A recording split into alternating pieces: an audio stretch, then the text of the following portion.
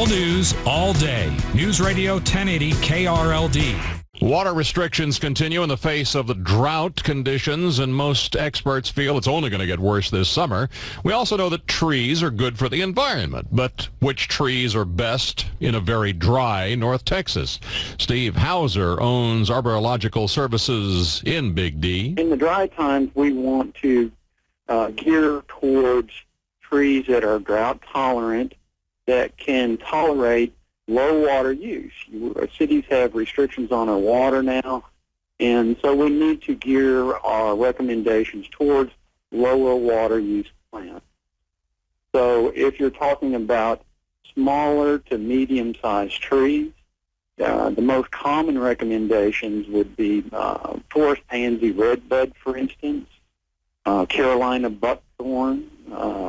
There's a number of others, Mexican redbud, and others that are drought tolerant. Some of the natives that are highly drought tolerant include Mexican buckeye or Mexican plum, possum haw holly, things of that nature that can tolerate watering once a week or less in the future. In regard to the larger shade trees, the number one most drought-tolerant local tree is a post oak.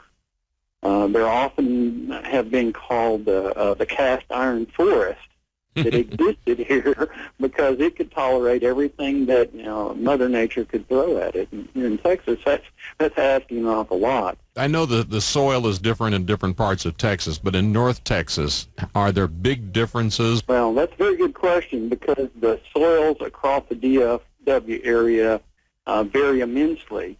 In parts of Dallas, you have black clay. Parts of Arlington, you have that post oak belt, which is really called a post oak savanna because it can survive the drought. There's a finger of it that goes down through Arlington, a little bit over into Fort Worth as well. So you have a great mix of soils. All the trees that I have mentioned can tolerate the soils as well as the drought conditions. Hundreds of people in Fort Worth are